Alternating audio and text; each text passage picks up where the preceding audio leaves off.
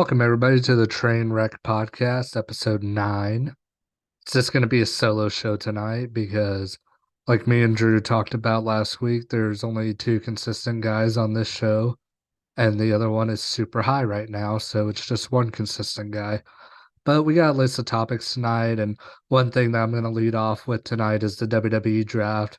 Me and Drew, we were going to actually do a mock draft tonight, going back and forth. But instead of doing that, I'm just going to be giving my predictions of what I think is going to happen on Friday leading into Monday. First thing first, I think Roman Reigns is going to Monday Night Raw. He's been on SmackDown since 2019, not long after he came back from his leukemia diagnosis. I feel like he's been on SmackDown for a long time. So I feel like it's probably about time to change him back over to Raw. And with that, that means the Undisputed Championship would be going with him. And that also means I think Cody Rhodes stays on Raw to continue his chase with Roman Reigns. Because the thing is, Cody's pretty well established as the face of Monday Night Raw. So I don't think they want to change that yet. Not saying he would struggle over on SmackDown, but it's like, people tune in on Monday to see Cody. So that's why I think Roman's going over there. Cody's going to stay there. And then that's going to, continue their story. Number two prediction I have is Seth Rollins and Becky Lynch go to SmackDown because I think Seth Rollins is going to be world champion and Becky's always done her best work on SmackDown. Third prediction is that the Street Profits break up. I think Montez Ford stays on Raw with Bianca and Angelo Dawkins goes to SmackDown. And I think Angelo Dawkins would actually have a pretty good career over on SmackDown. I feel like he would fit right into that mid card because he's been a super worker this past year. So I don't think he's going to struggle. Number four, I think Cora Jade gets called up, and I think Braun Breaker doesn't get called up in this draft, but he'll be on the main roster here in a few weeks. At first, I thought he was going to get drafted, but then they did this angle this past Tuesday on NXT with him going back after Carmelo Hayes.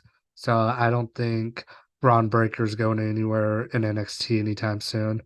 But I do think his girlfriend will be up on the main roster here starting either Friday or Monday. Was this my fifth prediction? I think Judgment Day goes over to SmackDown. I think that's pretty obvious with Rhea Ripley holding the SmackDown Women's Championship. And I think that also means Rey Mysterio stays on SmackDown and that reignites the feud with him and Dominic. Number six, Roxanne Perez gets called up. I think this past Tuesday was her swan song. She's pretty well ready for the main roster. They kind of tested her out a few months ago when she and Cora Jade both appeared on SmackDown and Raw. So I think Roxanne Perez is more than ready to be on the main roster. I think she'll probably end up going to SmackDown. I think Cora Jade goes to Raw, Roxanne goes to SmackDown. Speaking of SmackDown in the women's division, I think Asuka and Bayley both go over to SmackDown just because they've been kind of lost on Raw. So I think if you're going to give them a fresh new coat of paint, it's going to be on the brand where they've both done their best work. Speaking of doing their best work on a specific brand, I think Charlotte goes back to Raw. Charlotte's done great on SmackDown too, but I think Charlotte just fits so great on Raw. And then the house that AJ Styles built, SmackDown, I think they get him back because it's like, he left, what was it, Raw, because Paul Heyman was the creative director back in 2020, and that's when he went back to SmackDown, and then Heyman got fired and he went back to Raw and all that. I mean, Heyman's on Raw and SmackDown all the time. He has been since he's been with Roman Reigns and since Roman Reigns has had both belts. So I think they're cool with each other now, or they at least have a decent working relationship. Anyway, sorry, I just got a YouTube comment. But yeah, I think AJ Styles, I think he's past all the Paul Heyman stuff. So time to put him back over to SmackDown because he should be competing with Seth Rollins for that world championship. And my 10th and final prediction, and it's not really a surprising one, I think Brock Lesnar stays on Raw just because I don't see him working Fridays. Another thing I want to touch on real quick is the new World Heavyweight Championship. Let me pull it up real quick. So here is the article from WWE.com. You see it right there. It looks a lot like the old school big gold belt, just a little smaller. As I said on my live stream on Monday, I mean, the original big gold belt was freaking enormous. And this one's not that big, and plus, it's got the logo, so it looks different than the old Big Gold, which I'm glad that they just didn't bring back the old Big Gold belt because I feel like that's something that just needs to die in the past. I know people like to romanticize it and all that, but man, y'all gotta just let some stuff lay in the past.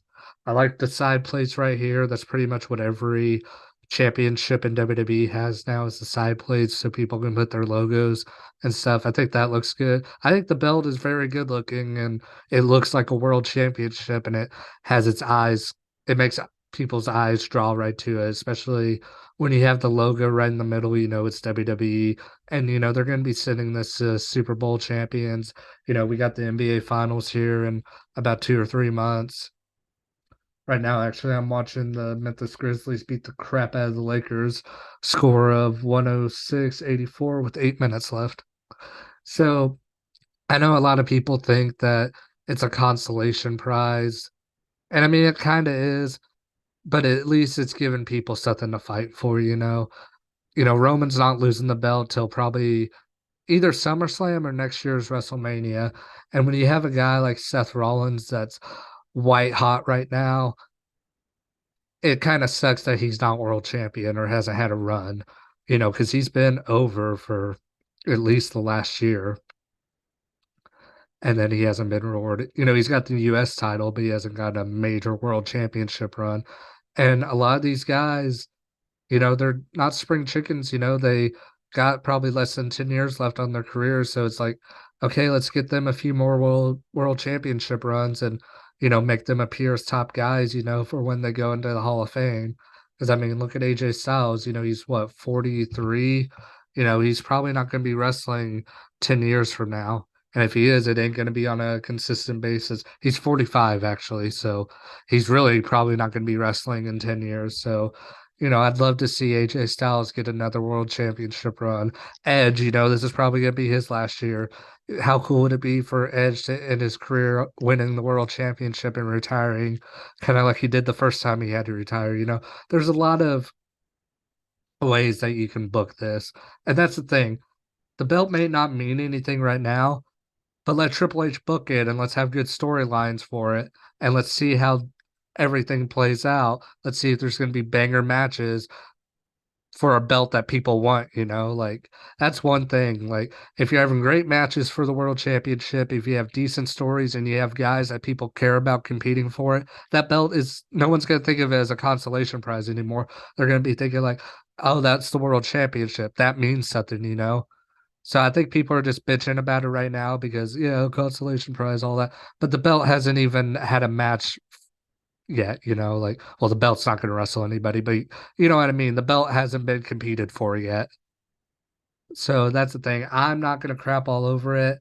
Yes, the booking sucks with how they did Cody Rhodes and Roman, but dude, I've seen a lot worse from WWE. I've been a fan for a long time and I've studied their history deeper than that. So there's a lot worse stuff they could have done. At least Triple H didn't go out there and hand the belt to Omos or something like that. Even though I do like Omos, actually, from what I've seen from him in interviews and stuff, he seems like a great guy. But at least no one was handed the belt. People are going to fight for it. So that's my thoughts on the World Championship. I want people to stop bitching about it, and I can't wait to see people compete for it. Now, how do I think this is going to play out?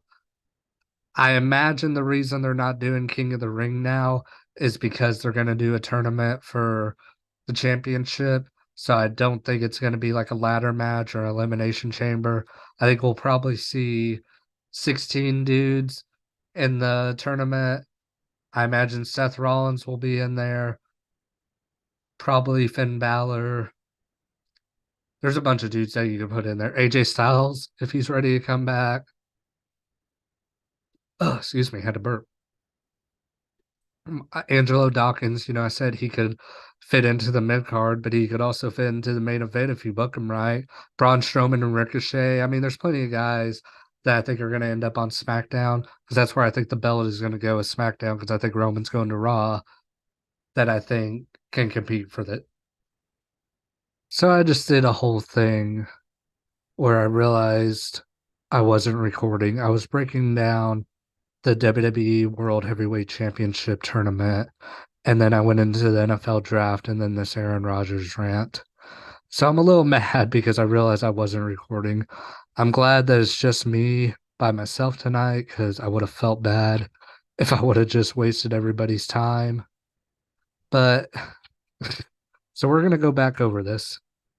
So I did this bracket generator and it gave me a random order of how stuff is. So this isn't how the World Championship tournament will play out on WWE TV because there's no way they would make these matchups. But this is what we're rolling with. So pretend it's a shoot and that this is a real bracket, and this is how we would break down the tournament. So you got Seth Rollins and Drew McIntyre in the first round. I think Seth Rollins would advance. I mean, that's one thing with Drew McIntyre. He's another dude that should be in the world championship picture. And I feel like in real life he would be on the semifinals, but isn't how it's gonna roll with my bracket. Braun Strowman versus Ricochet. Feel like the big guy would win that one. Dominic Mysterio versus LA Knight. Yeah, LA Knight would win that. He needs a big win. By the way, it won't let me advance these guys on the bracket, so I'm gonna have to do this off memory. So bear with me, guys. I apologize. Finn Balor versus Kevin Owens. Finn Balor would advance.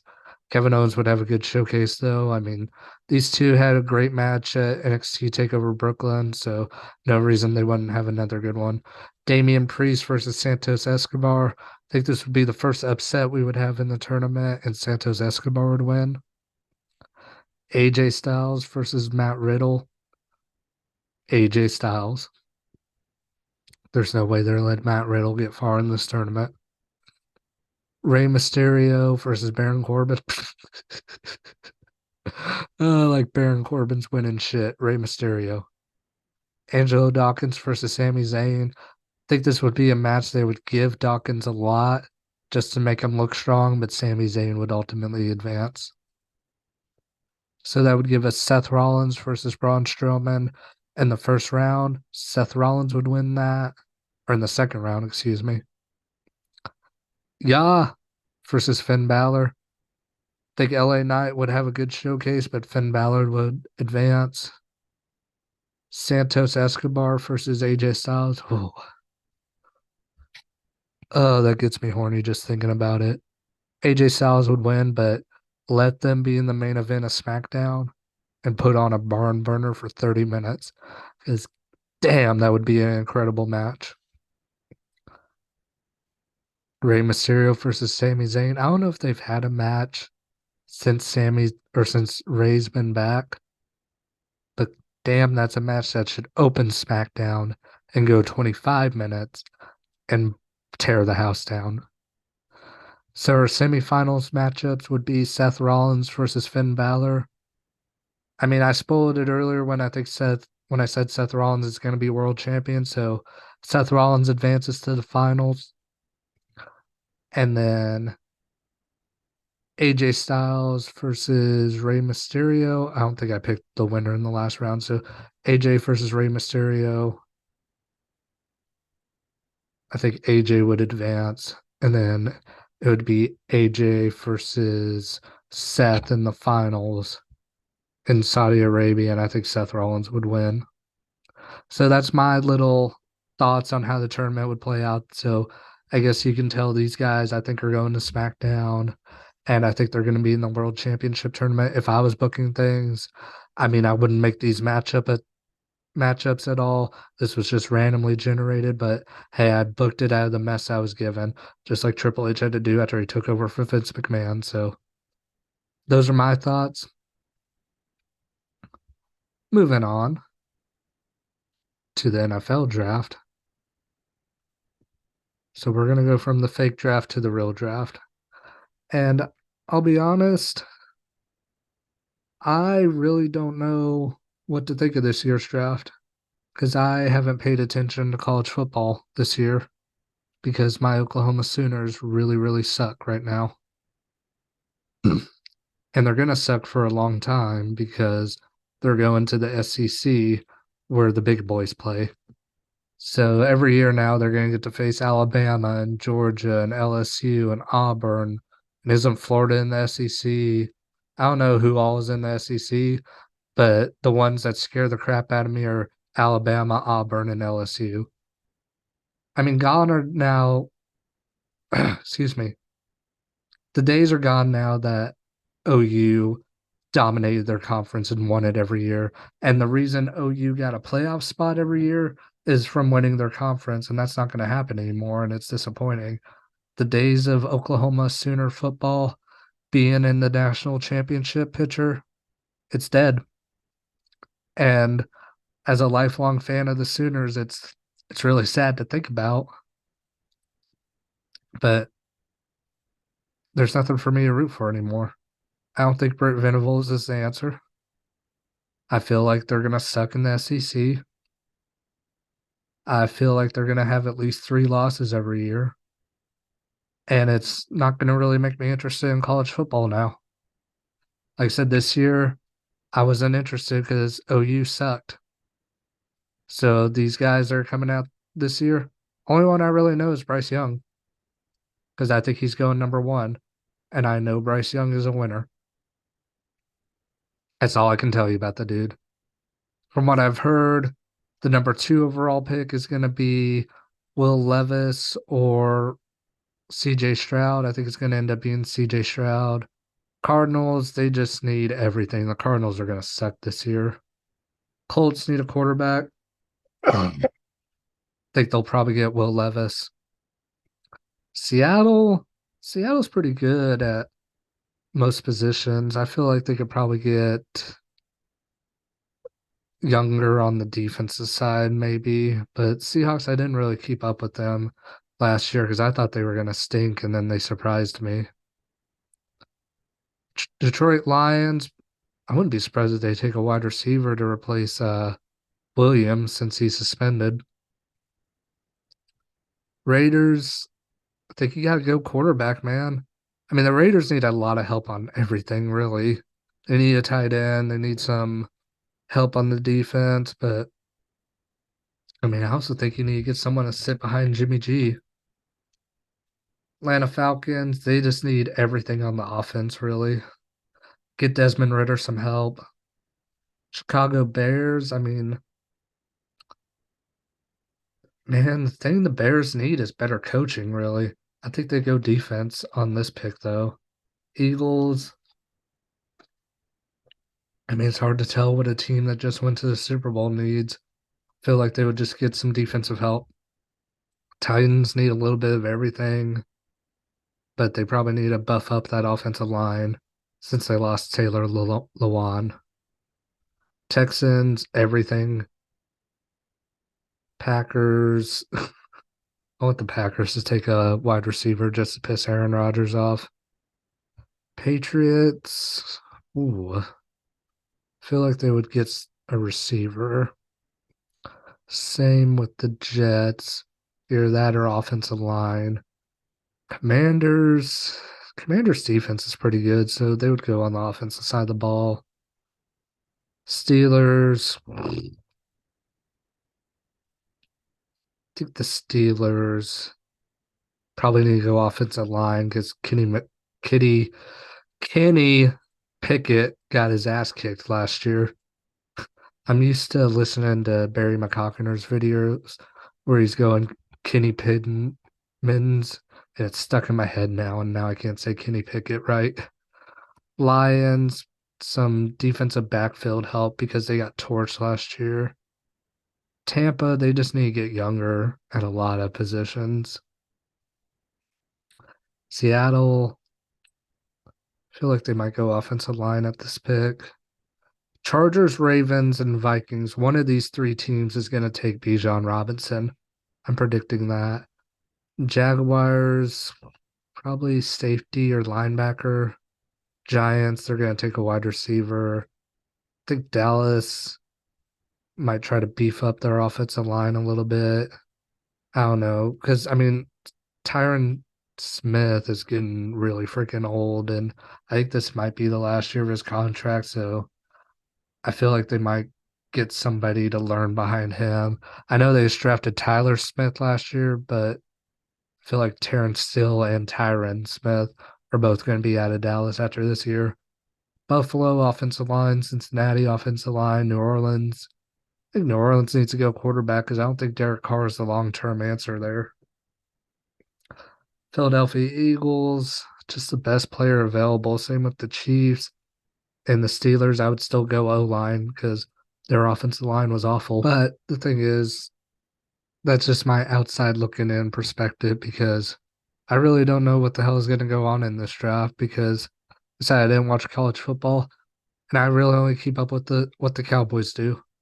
And I'm not even really keeping up with them right now because I'm still pissed off about that playoff loss. So, I mean, I'm excited that Ezekiel Elliott's gone. I'm excited we got Stephon Gilmore.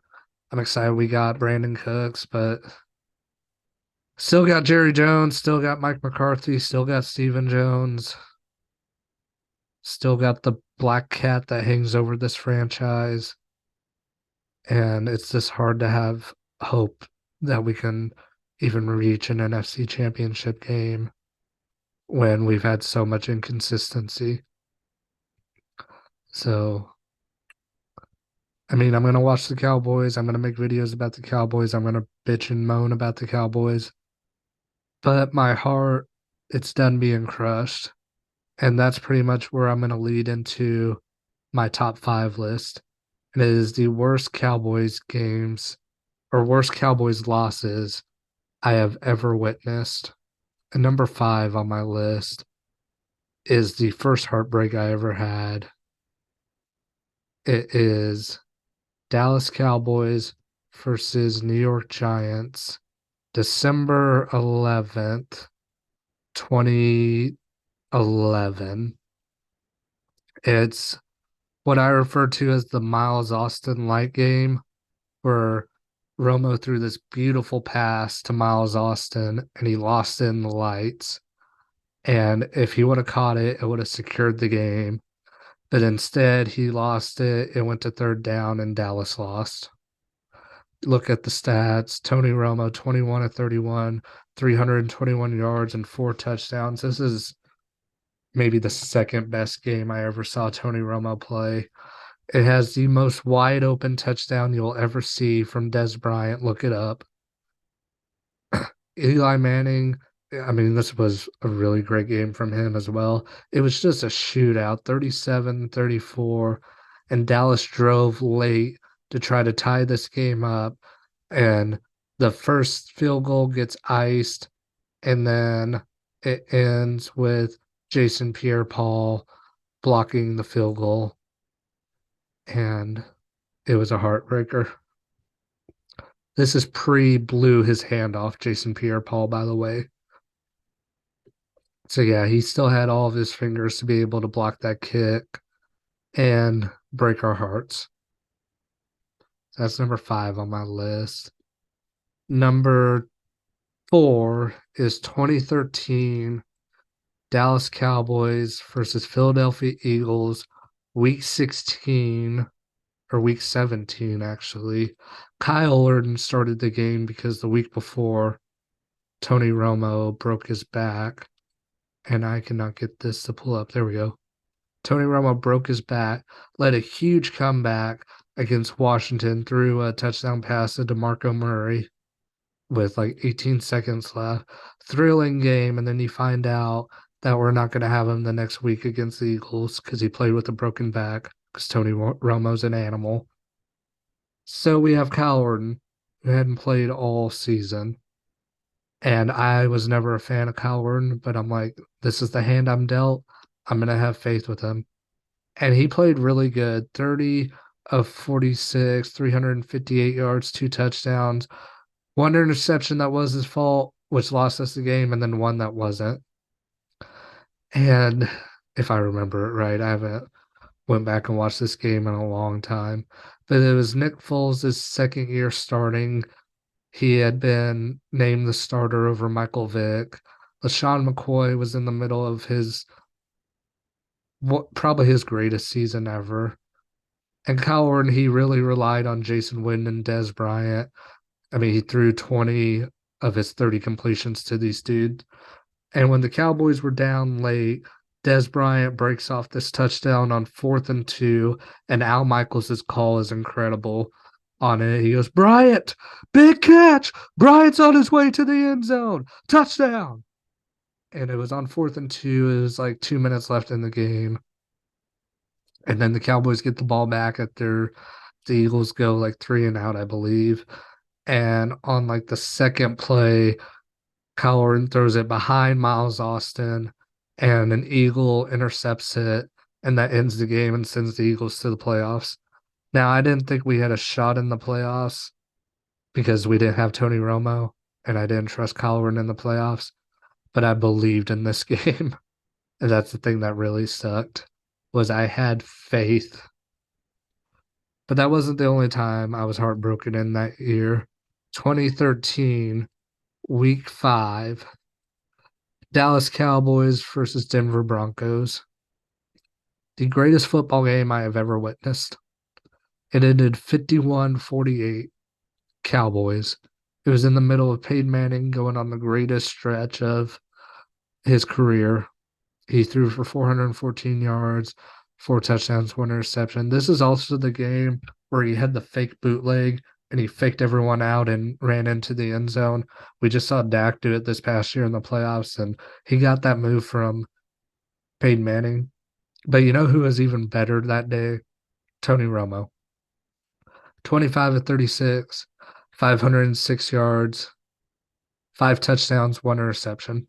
And that 1 interception is all people remember from this game. And it's not his fault on this interception. It's a crappy play design. Gavin Escobar kind of underruns the route. Rest in peace, Gavin Escobar. And Tyron Smith's back foot trips Tony Romo. If Romo's foot doesn't get tripped, I think he zips that in and Escobar catches it. Instead, whatever the hell that dude's name was, actually, I can look at it. Danny Trevathan, who is actually a really good player, he intercepts it, and that basically sets up the Broncos in field goal range. And it broke my freaking heart because, one, I wanted Romo to break the all-time passing record, and I think if the drive didn't end the way it did at the beginning, he would have, because he was just doing whatever he wanted to the Broncos. And it would have been one less game that people can point at and call him a choke artist. And it's the greatest game I've ever witnessed. I have never had more fun watching a football game than this game. You had Terrence Williams, who's probably one of my least favorite Cowboys ever. He was incredible. Dez Bryant, the 79-yard catch that he has, it's the most insane play you'll ever see. Look it up. Jason Witten, the greatest tight end ever, was showing why he was the GOAT. Cole Beasley had a breakout game. I mean, it's just, oh, it was such a heartbreaker, man. But I still go back. I mean, even though it was a heartbreaker, I still go back and watch highlights of it because I love that game so much. But yeah, it's a heartbreaker for sure. I watch it pretty much all the way until the Romo interception, and then I stop. Number 2 on my list, it was the second time we played the Green Bay Packers this year. In 2016, the divisional round, Cowboys versus Packers. Cowboys got down big early and then came back and tied it up. And then Aaron Rodgers and his bullshit magic happened again. And this was the year I really thought the Cowboys were going to win the Super Bowl. I thought Dak Prescott, nobody knew how to figure him out yet. Ezekiel Elliott was great. Dez Bryant was still good. Jason Witten was still good. This is the year I thought the Cowboys were going to win the Super Bowl. And then after all this getting down early, and then Dak Prescott. This was Dak's coming out party for him being a freaking monster. Yeah, I mean, this game was such a fucking heartbreaker. And then it goes with Mason Crosby, as Skip Bayless says, the intergalactic hand of God field goal where it's drifting to the outside and then curves back inside because there's a curse on the Cowboys. And yeah, that game was such a damn heartbreaker. But the game that has broke my heart the most is the Des Caught game because we all know Des caught the fucking ball. Gene Skeletor, I hate your fucking guts. I hate your grandchildren because you're a blind moron. That look, it's in his damn hand. The only reason the ball is out right there is because he was reaching to try to go across the goal line. Des fucking caught it, you fucking bitch. I fucking hate that fucking bitch Gene Skeletor. I don't know how Tony Romo can stand to be on the broadcast with him because he's the rules analyst for CBS. I don't know how Tony Romo can stand to work with the dude. Romo's a better dude than me because I hate his freaking guts and I don't even work with him. If I saw him in real life, I would expect him to give me an apology because he screwed the Cowboys over. I'm surprised Jerry Jones didn't file a lawsuit against this dude's family because the Cowboys should have been in the NFC Championship that year against the Seahawks, a place where Dallas went earlier in the year and whooped Seattle's ass. So fuck that referee. I don't even want to say his name anymore. And fuck all the blind morons that can't see that it's a catch.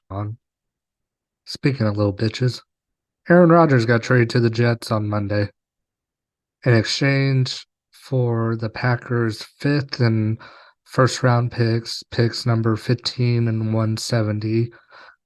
Those went to the Jets along with Aaron Rodgers. The Packers received the Jets' first, second, and sixth round picks, which are picks number 13, 42, and 207, and a conditional second round pick next year, which can become a first round pick if Aaron Rodgers plays 60%, 65% of the offensive snaps for the Jets. Now, that being said, I hope he doesn't play 65% of the snaps for the Jets next year. So I really hope he tears his ACL in the first play of the season because Aaron Rodgers is such a prick. I mean, listen to him on Pat McAfee. He's such a conceited douchebag that I freaking just hope he breaks his leg on the first play. I hope they play the Patriots and what's that dude's name? Can't think of his name right now. Actually, no, I hope they play Dallas week 1. And I hope Micah Parsons goes across the line on the first play of the game, sacks Aaron Rodgers, rips his leg off, and beats him with it. That's what I want to have happen. Because Aaron Rodgers is a freaking douchebag. He thinks he's smarter than everyone else. He thinks he's better than everyone else. He's been that way for a while. I mean, the dudes won't even talk to his own family. I mean, that just says a lot about a dude's character right there. And you look at all the relationships he's had over the years, and I mean, we've all had relationship problems, dude. But there's never any like nice split, it seems like, with this dude. I mean, hell, look at the split he just had with the Packers. It was a long 3-year ugly split. And it was really because of him.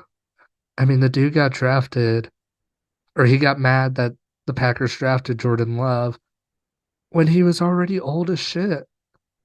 I mean, you got to think about the future, dude. And you're not the future. Why are you getting mad at them for protecting their own asses? That's the thing. Like, this dude is so conceited and the world revolves around him that he can't think about anybody else except himself. And that's why I wish him nothing but failure because he's a freaking douchebag.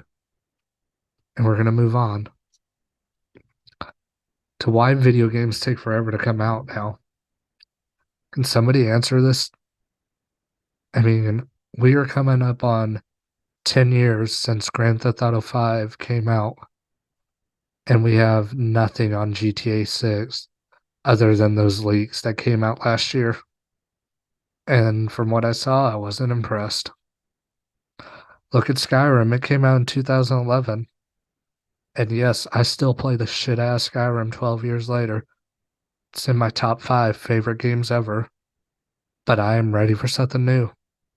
I wish Elder Scrolls 6 would come out. Like me and Drew talked about on the podcast last week. They said the game is still in like early development. It's been 12 years. How is it still in early development? What's going on? You can't use COVID as an excuse because what about the other 8 years before that? I mean, what is going on with these game developers? And I'm glad it's not like Call of Duty or Madden or Assassin's Creed, even though Assassin's Creed isn't really like this anymore. But remember when every year a new Assassin's Creed game was coming out, and at first it was like, oh, this is awesome because you had Revelations and Brotherhood and Assassin's Creed 3 and Black Flag, those all came out. Then you had Unity, which sucked. Rogue was actually pretty good. Then you had Syndicate that sucked. And then that's when Assassin's Creed went to a 2-year development cycle because they're like, man, our games suck now and we're chasing away customers. The only thing that changed with Call of Duty is they just now, I think, started finally going to a 2-year development cycle. And that's because they started losing people. Before, Call of Duty was the only addictive shooter around. I mean, you had Battlefield, but Battlefield's a different market than Call of Duty. Battlefield's more strategic. Call of Duty, you can just pick up and play. But Call of Duty started losing people to Fortnite. And then that's when they really started focusing on Warzone and stuff like that. And now they're kind of stepping away because they realized COD's been dying, but now it's really starting to die because I haven't bought a Call of Duty since the first Modern Warfare remaster. And that was like, what, 2020? And I didn't really play it that much. I just haven't been in Call of Duty in a long time, dude. But yeah, I mean, BioWare. What, Mass Effect Andromeda came out in 2016? We don't know. I mean, we had the Legendary Edition, but that was a remaster. I mean, how hard is it to develop a remaster, really? So I'm like, okay, is this new Mass Effect game going to come out? It's not coming out this year, it looks like. It may come out in 2025 from what I'm hearing. But I mean, damn, 8 years in between games. And then what's the one? Dragon Age. Same company, BioWare. Dragon Age Inquisition. The best game probably that came out in 2014. Amazing game. And we're 9 years in between games now. And we don't have a release date for this one. We just finally got the name for it like last year.